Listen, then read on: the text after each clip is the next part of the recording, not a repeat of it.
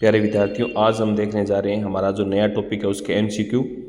जिसमें सबसे पहले हम देख रहे हैं लेखांकन चक्र की क्रमानुसार 3 अवस्थाएं मानी जाती हैं। कि आपको क्रमवाइज बतानी है कि लेखांकन जो चक्र है उसकी क्रमानुसार 3 अवस्थाएं कौन सी है। जैसे सबसे पहले होता है प्रारंभिक लेखा, यानी सबसे पहले जनरल एंट्री होगी, उसके बाद खतौनी होगी खाता बही में, उसके बाद सारांश अंतिम खाते, पहले जनरल प्रविष्टि, उसके बाद अलग अलग खातों में वर्गीकरण यानी खाता बही में खतौनी, और उसके बाद सारांश यानी अंतिम खाते बनाए जाते हैं। तो ये इसके आगे परिभाषा वगैरह है। जब स्थायी संपत्ति बेची जाती है, जब भी कोई स्थायी संपत्ति को बेचते हैं तो क्या होता है भाई, कुल संपत्तियों में बढ़ोतरी होती है, कुल संपत्तियों में कमी होती है, कुल संपत्ति दायित्वों में कमी होती है, संपत्ति पर कोई प्रभाव नहीं पड़ता। क्यों भी? क्योंकि एक स्थायी संपत्ति जाएगी तो नगद में संपत्ति वापस बढ़ जाएगी। जैसे 3 लाख की स्थायी संपत्ति कम हुई तो 3 लाख रुपए नगद आ गए, तो दूसरी संपत्ति बढ़ गई। तो वैसे कोई फर्क नहीं हुआ, क्योंकि स्थायी संपत्ति में 3 लाख माइनस करेंगे, चालू संपत्ति में 3 लाख प्लस कर देंगे, तो प्लस माइनस शेष क्या हुआ, बराबर हो गया ना। इसलिए कुल संपत्तियों में कोई परिवर्तन नहीं होगा। जब एक टेलीफोन बिल का अगर आप भुगतान को अभिलेखित करने के लिए क्या एंट्री होगी, तो खर्चा है, खर्चे को क्या करेंगे, DR होगा, और एंट्री क्या होगी, telephone expenses account DR to cash. तो टेलीफोन व्यय तो होगा नाम DR होगा, लेकिन कैश क्या होगा, जमा यानी CR होगा। ये इसकी एंट्री होगी टेलीफोन। स्वामी के दोस्त मोहन से ऋण के पुनर्भुगतान के संबंध में क्या एंट्री होगी, हमें पेमेंट करना है वापस, किसको, मोहन को, तो पाने वाले को DR, Mohan loan account DR to व्यापार से क्या जा रहा है, कैश, यानी मोहन लोन तो होना चाहिए DR मतलब नाम, कैश क्या होना चाहिए, टू यानी जमा। तो ये एंट्री सही होगी। पूर्वदत्त किराया होता है भी, जैसे आपको ये ध्यान में रखना चाहिए, पूर्वदत्त है या फिर पूर्वदत्त हो गया, बकाया, उपार्जित, ये सब क्या है भी, ये प्रतिनिधि व्यक्तित्व खाते हैं। अगर प्रतिनिधि व्यक्तिगत खाता ऑप्शन में नहीं होता है, क्योंकि ये किसके भाग होते हैं, ये व्यक्तिगत खाते के भाग होते हैं। खाते 3 प्रकार के, व्यक्तिगत वस्तु होता है नाम मात्र, और व्यक्तिगत के अलग अलग खाते हैं भी। तो वैसे अगर ये ऑप्शन में हो तो ये सही होगा, और ये ऑप्शन में नहीं हो तो आपका व्यक्तिगत खाता सही होगा। कौन सा विकल्प लेखांकन प्रक्रिया को सही क्रम में दर्शाता है, ये लेखाक्रम सही बताओगे। सबसे पहले होता है अभिलेखन मतलब जनरल एंट्री, खाता बही में लिखना, फिर होता है वर्गीकरण, खाता बही में खतौनी करना, फिर होता है संक्षिप्तीकरण मतलब अंतिम खाते ट्रेडिंग P&L और बैलेंस शीट बनाना, और लास्ट में होता है निर्वचन, तुलना वगैरह या विश्लेषण वगैरह वो होता है। तो ये तो हो गया इसमें। फिर आगे देखते हैं, यदि 8 लाख रुपए के पूर्वदत्त अंशों को निगमित करके 7,20,000 रुपये की मशीन खरीद ली और शेष 80,000 रुपये डेबिट होंगे, किस नाम से होंगे भी, अगर आपने कोई संपत्ति खरीदी है तो उसकी एंट्री व्यापार में संपत्ति कितनी की आ रही है, मशीन अकाउंट DR 720, अंश कितने के जारी कर दिए 8 लाख के, तो DR में राशि कम है तो होगा डिस्काउंट, और CR में होगा तो प्रीमियम। तो कि अंशों के निगमन पर छूट खाता, अगर CR में कम हो जाए तो प्रतिभूति प्रीमियम मतलब सिक्योरिटीज प्रीमियम।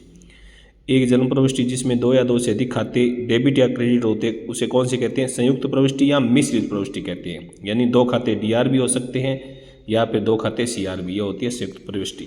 निम्न में से कौन सा खाता व्यक्तिगत खाता है, तो ड्राइंग भी है, बैंक भी व्यक्तिगत खाता है क्योंकि व्यक्ति का ही खाता होता है, पूर्वदत्त भी व्यक्तिगत है, ये सभी उपयुक्त है सभी। निम्न में से कौन सा व्यापारिक सौदा नहीं है, मतलब व्यापार का लेन देन नहीं है, व्यापार के लिए फर्नीचर खरीदना है, कर्मचारियों को वेतन चुकाना है, लड़के की फीस 5,000 अपने व्यक्तिगत बैंक खाते से चुकाना, ये व्यापार का नहीं है भी। लड़के की फीस अगर व्यापार से चुकाई है तो व्यापार में लिखा जाएगा, लेकिन ये व्यापार में नहीं लिखा जाएगा, इसलिए ये व्यापार का सौदा नहीं है। Debit the receiver and credit the giver, पाने वाले को DR देने वाले को CR, ये कौन सा है भी, व्यक्तिगत खाते संबंधी नियम है। लेनदारों को भुगतान का परिणाम क्या होता है, अगर हम लेनदारों को भुगतान करना चाहते हैं तो एक साइड से क्या होगा, लेनदार कम होगा, एक साइड कैश कम होगा, यानी कुल दायित्व और संपत्ति दोनों में क्या होगी, कमी, क्योंकि लेनदारों को चुकाएंगे तो दायित्व कम हो जाएगा और कैश चुकाएंगे तो संपत्ति कम हो जाएगी, दोनों साइड में कमी आएगी। ऐसे खाते जिनको व्यक्ति या वस्तु की श्रेणी में नहीं रखा जा सकता, केवल व्यवहार का स्वभाव बताने हेतु खोले जाते हैं, वो कौन से होते हैं, नाम मात्र होते हैं, यानी जो खर्चे वगैरह है ना वो उनकी बात है। निम्न में से कौन सा उधार लेन देन है, मौन, ये नगद है, ये नगद है, ये नगद है, इनमें तो नगद है ना, इसमें व्यक्ति का नाम नहीं है, जिसमें व्यक्ति का नाम और नगद नहीं हो वो क्या होता है, उधार, तो ये उधार हो गया। उधार माल खरीदा जन्म प्रविष्टि करूँ तो व्यापार में क्या रहे, माल परचेज अकाउंट DR टू देने वाला सप्लायर या क्रेडिटर, तो कौन सा खाता सीआर, सीआर कौन सा होगा, क्रेडिटर या आपूर्तिकर्ता, लेनदार या आपूर्तिकर्ता हो सकता है। एलएफ का पूरा नाम लेजर फोलियो मतलब खाता पृष्ठ संख्या, ये खाता पृष्ठांक मतलब पृष्ठ संख्या। कार्यालय, बैंक से कार्यालय हेतु रुपए निकाले तो एंट्री कैश टू बैंक होगा, अगर निजी उपयोग के लिए निकाले आहरण के लिए तब ड्राइंग टू बैंक होगा, ये ध्यान रखना। तो ये तो ऑफिस के लिए निकाली, अभी व्यापार, तो व्यापार में क्या रहा है, कैश, देने वाला कौन है, बैंक। कौन सा पृष्ठ में क्रेडिट कौन सा खाता होगा, बताओ क्रेडिट कौन सा होगा, बैंक। अब चाहे आप, वैसे तो बैंक ही होगा क्रेडिट, चाहे आप व्यापार के लिए निकालें या निजी के लिए। 5,000 रुपये का माल आग से नष्ट हो गया, बीमा कंपनी ने कितने दे दिए, 3,000, तो 3,000 का तो नुकसान कम हो गया, नुकसान बचा 2,000, तो क्या एंट्री होगी। अब आप बताओ भी क्या एंट्री होगी। माल तो कितना चला गया, टू तो परचेज होगा पूरा 5,000, क्योंकि माल तो नष्ट हो गया 5,000 का पूरा। इंश्योरेंस कंपनी दे दिए 3,000, बाकी लाभ आने में कितने लिखने, 2, क्योंकि हानि हमें कितनी हुई है, 2, क्योंकि ये तो ऐसे गलत हो जाएगा भी कि टू तो परचेज होगा, खरीदा हुआ माल चला गया ना, इसलिए। फिर आगे, जब किसी व्यक्ति को उधार माल बेचा जाता है तो कौन सा खाता बनाया जाता है, तो कौन सा बनाया जाता है भी, उधार माल बेचने पर बीचक, ये नगद पर होता है, ये नगद प्राप्ति पर होता है, ये बैंक पर होता है।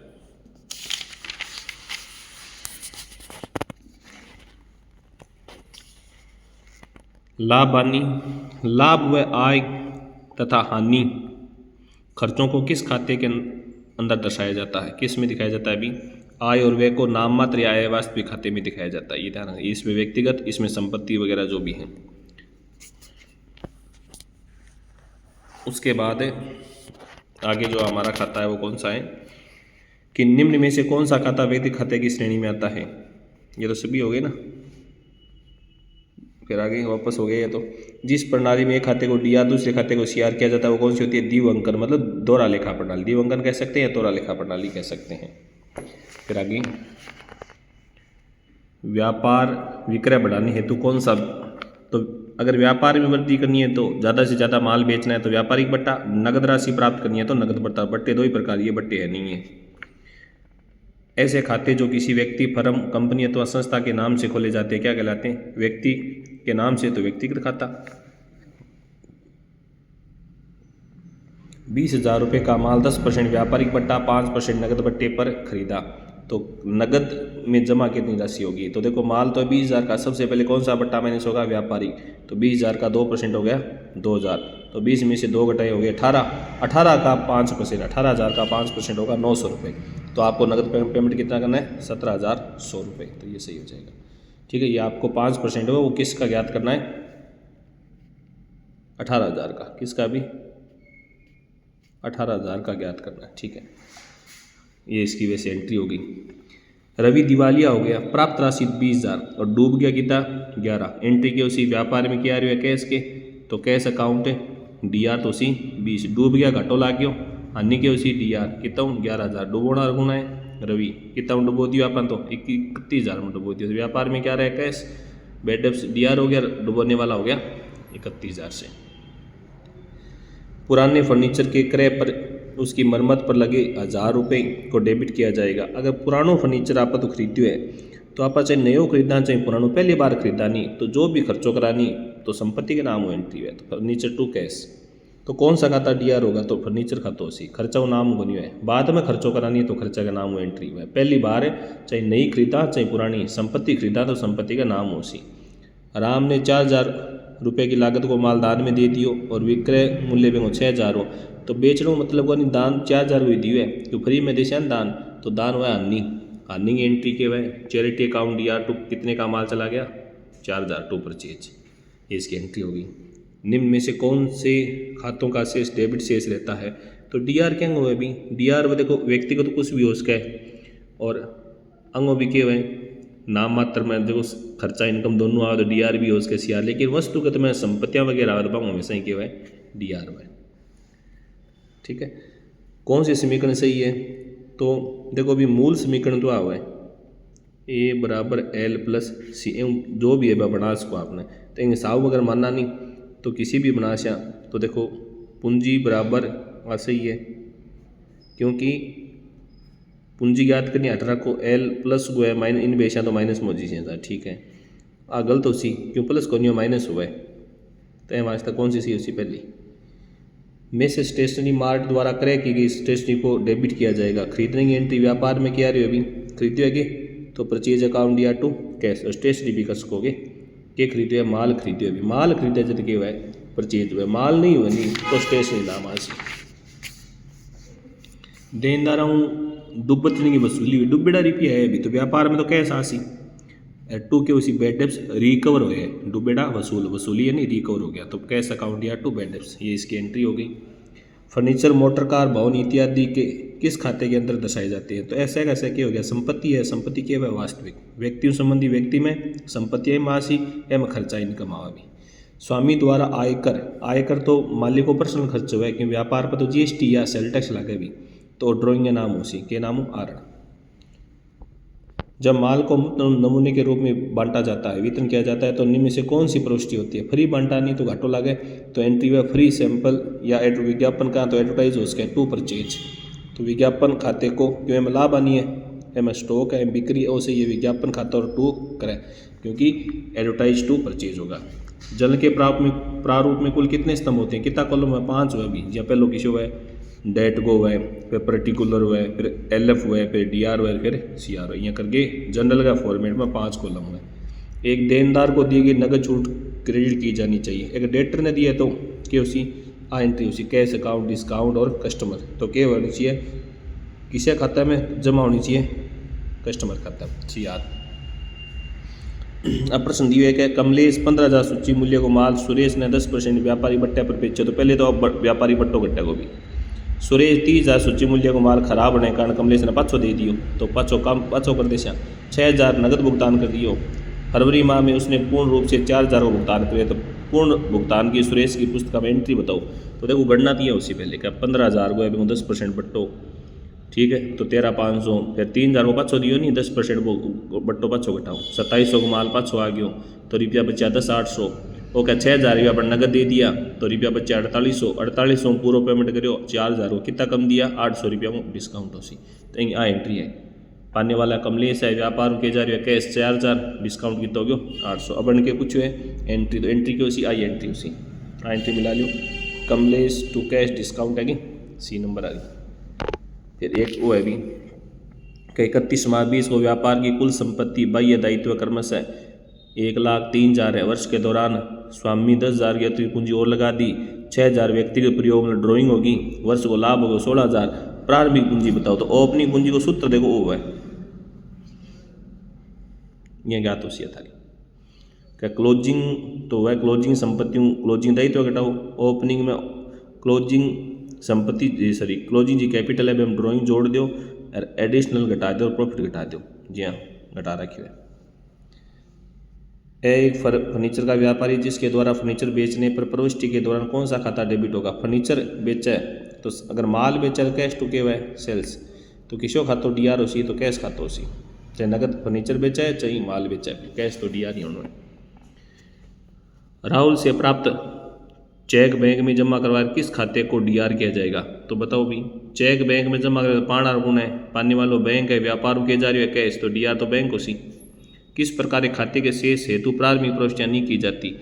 किसे खाता खातर को नहीं है नाम मात्र बाकी व्यक्तिगत आंक खातर तो वह भी वास्तविक खातर नाम मात्र खाता की है P&L में जाके बंद हो जाए लास्ट में